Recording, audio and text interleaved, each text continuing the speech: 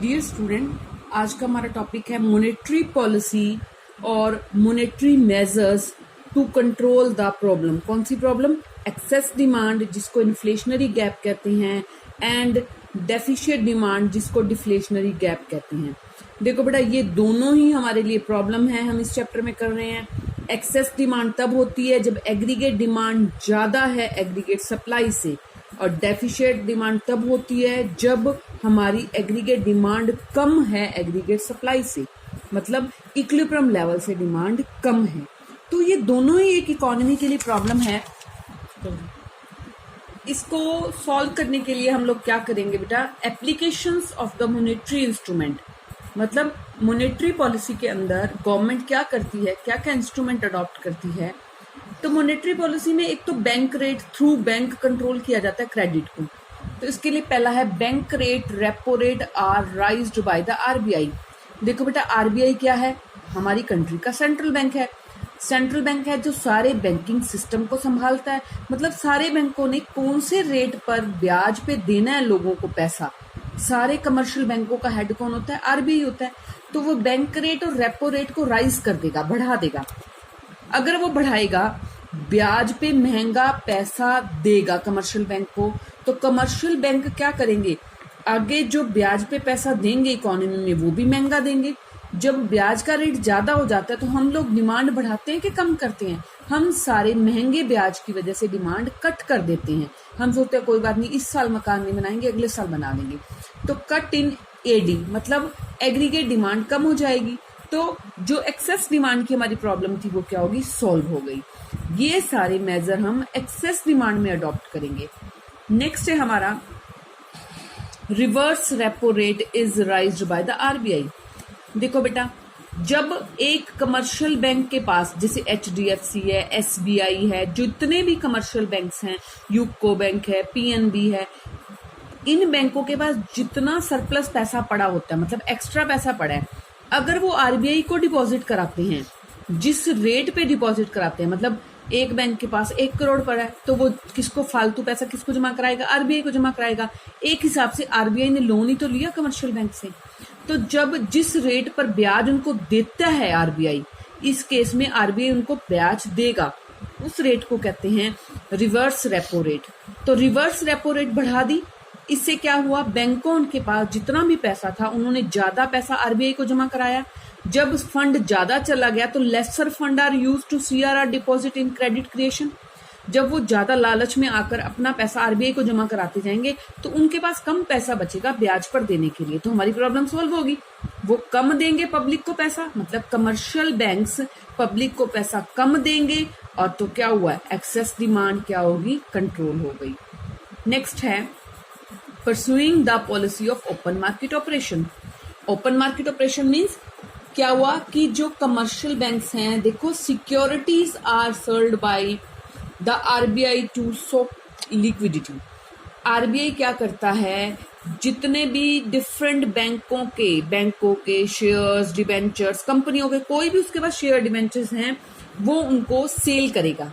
जैसे ही वो सेल करेगा, पब्लिक के पास क्या चला जाएगा? बैंकों के पास, पब्लिक के पास क्या चला जाएगा? जो भी उसको परचेज करेगा, उसके बदले में उनके पास एक सर्टिफिकेट चला जाएगा, परंतु कैश कहाँ आ गया? आरबीआई के पास आ गया। वो यही तो चाहता है। देखो, cash reserve of the commercial bank are reduce, implying a cut in their credit creation capacity when the availability of credit reduce. जब कैश कम हो गया तो एग्रीगेट डिमांड क्या हो गई? कम हो गई। क्यों? कैश ही नहीं है तो आगे लोन कैसे देंगे कमर्शियल बैंक्स? नेक्स्ट है CRR is raised to lower credit creation capacity of the commercial banks. CRR क्या है? Cash reserve ratio. Lesser availability of credit caused a fall in aggregate demand, मतलब सीआरआर क्या कर दी? कम कर दी। इससे क्या हुआ? क्रेडिट क्रिएशन में जितना एक्सेस डिमांड की प्रॉब्लम थी वो क्या होगी? सोल्व हो गई। SLR is rise. एसएलआर क्या कर दी? राइज कर दी। सॉरी बेटा, सीआरआर भी राइज कर दी, एसएलआर भी राइज कर दी, दोनों ही बढ़ा। नेक्स्ट है हमारा सीआरआर इज राइज्ड। बेटा, सीआरआर क्या है? Cash reserve ratio. ये वो वाली रेशो है जो हर कमर्शियल बैंक को कुछ परसेंटेज जो उसके पास पैसा जमा होता है बैंकों के पास, कुछ परसेंटेज आरबीआई के पास रिजर्व के रूप में रखना पड़ता है। अब ज्यादा सीआरआर करने से क्या होगा? सीआरआर ज्यादा है तो हर कमर्शियल बैंक को आरबीआई के पास पैसा ज्यादा रखना पड़ेगा। जब ज्यादा रखेगा तो वो उसके पास कैश कम हो जाएगा, तो लेसर अवेलेबिलिटी ऑफ क्रेडिट, उसके पास पैसा कम होगा तो वो एग्रीगेट डिमांड मतलब लोन आगे लोगों को कम देगा तो एग्रीगेट डिमांड क्या हो जाएगी? कम हो जाएगी। एसएलआर भी सेम है, बट इसमें कुछ पैसा कमर्शियल बैंक को अपने पास रखना पड़ता है। देखो बेटा, जितना पैसा उसके पास आता है कुछ वो सीआरआर के रूप में आरबीआई को जमा करा देता है, कुछ परसेंटेज वो अपने पास रखता है। तो आरबीआई ऑर्डर करता है कि एसएलआर को भी बढ़ा दो।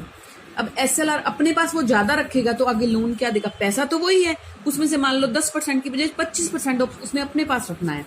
एक पीएनबी है, उसके पास 1 लाख है, सपोज करो 1 लाख में से पहले वो 10,000 रखता था अपने पास, अब वो 25,000 अपने पास रख ले। तो जितना पैसा वो अपने पास ज्यादा रखेगा बेटा, उतना ही वो आगे पब्लिक को कम दे पाएगा।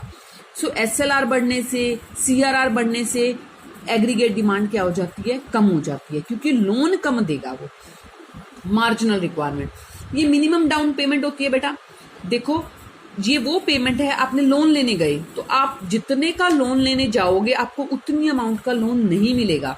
मतलब आपका एक घर है वो 1 करोड़ का है, आपने कहा बैंक को कि ये लो जी 1 करोड़ के लोन के मेरे को इशू कर दो, मेरा 1 करोड़ का घर है, ये लो सिक्योरिटी, आप कागज रख लो, रजिस्ट्री रख लो मेरे घर की।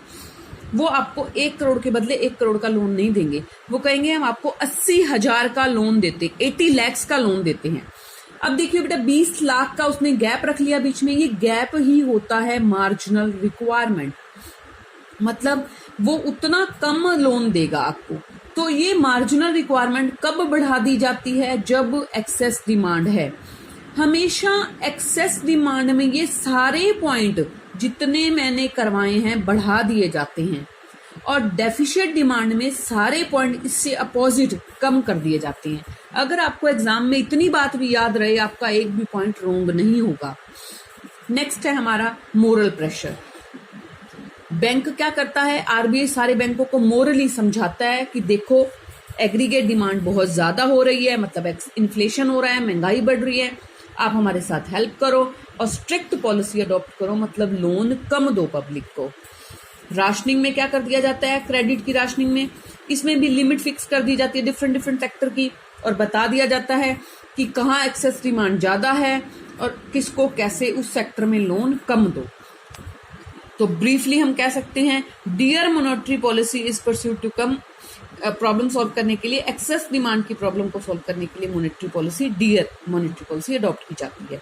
इस पॉलिसी में क्या है? The policy reduce the availability of credit and increase in the cost of credit, मतलब उधार महंगी कर दी जाती है जिससे जनरल पब्लिक उधार कम लेती है। जब कम लेगी बेटा तो वो डिमांड भी क्या करेगी? कम करेगी। इससे सेम अपोजिट है कि मान लो डेफिशिएट डिमांड हो, तब मॉनेटरी पॉलिसी कैसे काम करेगी। आपको एक समझ आ गया तो दूसरा समझना और भी आसान है। क्यों? इससे अपोजिट ही चलेंगे। देखिए बेटा कैसे। फर्स्ट पॉइंट है हमारा कि जब हमारे पास डेफिशिएट डिमांड हो तो बैंक रेट, रेपो रेट उसमें इंक्रीज करी थी, इसमें क्या कर देंगे? लो कर देंगे, क्योंकि ब्याज की दर अगर सस्ती रखेंगे तो कमर्शियल बैंक्स को सस्ता मिलेगा लोन, सस्ता मिलेगा तो वो आगे क्या करेगा? जनरल पब्लिक को कम रेट पे देगा। तो वही तो हमें चाहिए। जनरल पब्लिक को अगर लोन सस्ता मिलेगा तो वो मार्केट में जाकर डिमांड करेंगे, ज्यादा डिमांड करेंगे तो वही एग्रीगेट डिमांड ठीक हो गई। हमें ज्यादा ही तो करनी है क्योंकि डिमांड कम है। नेक्स्ट है reverse repo rate is lower. अब जो सरप्लस फंड, एक्स्ट्रा पैसा किसके पास पड़ा है? कमर्शियल बैंक्स के पास पड़ा है। वो जब वो जमा करवाने जाएंगे तो आरबीआई बोलेगा नहीं जी मैं आपको लोन का रेट कम दूंगा, मतलब जो आप पैसा मेरे को दे रहे हो मैं ज्यादा ब्याज नहीं देता, मैं लोअर दूंगा। जब वो लोअर होगा तो वो कहेंगे नहीं नहीं हम आपको देते ही नहीं, हम इससे अच्छा तो जनरल पब्लिक को ही दे देते हैं। तो वो जनरल पब्लिक को देंगे तो इट मीन्स क्या होगा? वही हमारी प्रॉब्लम सॉल्व हो गई, डेफिशिएट डिमांड वाली प्रॉब्लम, डिमांड बढ़नी शुरू हो जाएगी। सिक्योरिटीज को क्या हुआ था? उस केस में सॉल्व करा था, इस केस में परचेज करेंगे। जब मार्केट में से सिक्योरिटीज को परचेज करेंगे तो लोगों के पास क्या जाएगा? परचेज करने से उनके कागज हमारे पास आ गए, लोगों के पास पैसा चला गया। उस पैसे से वो मार्केट में डिमांड करेंगे, तो हमारी प्रॉब्लम सॉल्व हो गई, क्योंकि इस केस में हमने डिमांड को ही इंक्रीज करना है। CRR क्या था, उस केस में हाई करा था, इस केस में लो करेंगे। लो करने से क्या होगा, क्रेडिट सप्लाई बढ़ जाएगी। SLR क्या करेंगे, ये भी कम रख देगा RBI, इससे भी क्रेडिट कैपेसिटी बढ़ जाएगी। मतलब वो सारे तरीके अडॉप्ट किए जा रहे हैं जिससे एग्रीगेट डिमांड क्या हो सके, बढ़ सके। मार्जिनल रिक्वायरमेंट उसमें क्या बढ़ा दी थी कि हम तुम्हें लोन कम पैसे के देंगे। ये कहते कोई बात नहीं, 1 करोड़ का मकान है, हम आपको 90 लाख तक लोन दे देंगे, 90 लाख तक। मतलब क्रेडिट इजी हो रहा है। ये सारे तरीके वो हैं जिससे क्रेडिट इजी हो रहा है, आसानी से मिल रहा है। उसमें मोरल प्रेशर ये करा था कि आपने लोन नहीं देना, इसमें ऐसा बिल्ड किया जाता है कि लिबर देना है, आसानी से देना है, ताकि सबको लोन इजीली मिल सके। लोन मिलेगा तो वो डिमांड करेंगे मार्केट में। क्रेडिट क्रिएशन कर दी जाएगी, राशनिंग ऐसी की जाएगी। इफ ऑलरेडी इन फोर्स उनको हटा दिया जाएगा और कहा जाएगा कि नहीं आप सारे एरिया में इजीली आसानी से क्रेडिट की राशनिंग करो, इस तरीके से करो कि सारे डिपार्टमेंट्स को, सारे एरिया को मिल सके। सो हम ये कह सकते हैं कि इन्फ्लेशनरी और डिफ्लेशनरी दोनों गैप के लिए, दोनों प्रॉब्लम को सॉल्व करने के लिए मॉनेटरी पॉलिसी एक बेस्ट मेथड है। अब हमने 2 पॉलिसीज करेंगे बेटा, ये क्वेश्चन कई बार आया हुआ है बोर्ड में कि मॉनेटरी पॉलिसी और फिस्कल पॉलिसी में क्या डिफरेंस है। मॉनेटरी तो हमने अभी करी है, क्या है वो पॉलिसी है, it is a policy to correct excess demand और deficient demand in the economy by controlling the supply of credit. आपने ये वर्ड याद रखना है। पूरी पॉलिसी में क्या कंट्रोल करना है, सप्लाई ऑफ क्रेडिट, कि उधार ज्यादा देना है या कम देना है। आप बताइए, आप सोचिए, जब एक्सेस डिमांड है तो उधार क्या देनी चाहिए, कम देनी चाहिए। जब डेफिशिएट डिमांड है तो उधार क्या देनी चाहिए, ज्यादा देनी चाहिए। बस यही मेन मोटिव है। और फिस्कल पॉलिसी क्या है, it is a policy to correct excess demand और डेफिशिएट डिमांड। ये भी दोनों प्रॉब्लम को के लिए है, ठीक करने के लिए। बट इसमें क्या यूज करते हैं, managing revenue and expenditure of the government. मतलब कि सरकार को पैसा कहाँ से आएगा, वो रिवेन्यू होता है, और कहाँ खर्च करेगी वो क्या होता है बेटा, एक्सपेंडिचर होता है। इसमें it is a pursued by the central government, central bank of a country, RBI of India. मतलब मॉनेटरी पॉलिसी को कौन चलाता है, RBI, सेंट्रल गवर्नमेंट चलाती है। और इसको मतलब सेंट्रल गवर्नमेंट तो चलाती है, बट किसकी कंसर्न से, RBI का कंसर्न से। It is pursued by the government of country. ये डायरेक्ट कंट्री चलाती है, मतलब बजट तो सीधा कंट्री बनाता है। इसमें कैसे बनता है, ये RBI के थ्रू बनता है। बस यही मेन डिफरेंस है। इसमें कौन कौन से टूल्स हम यूज करते हैं, bank rate, repo rate, reverse repo rate, open market operation, CRR, SLR। मैंने फिर एक क्लू बता रही हूँ, सारी चीजें बढ़ा दी जाती हैं किस प्रॉब्लम को सॉल्व करने के लिए, एक्सेस डिमांड में। सारी चीजें कम कर दी जाती हैं किस प्रॉब्लम को सॉल्व करने के लिए, डेफिशिएट डिमांड में। और इधर क्या है, फिस्कल पॉलिसी में टूल्स ऑफ फिस्कल पॉलिसी क्या क्या है हमारे, government expenditure, tax, public borrowing, ये सारे हमारे गवर्नमेंट से लेना, बोरोविंग सेंट्रल गवर्नमेंट से लेना, सेंट्रल बैंक से लेना, ये सारे मतलब पैसा आना और जाना। बजट वाली पॉलिसी कौन सी है, फिस्कल पॉलिसी है। ओके बेटा, थैंक यू वेरी मच।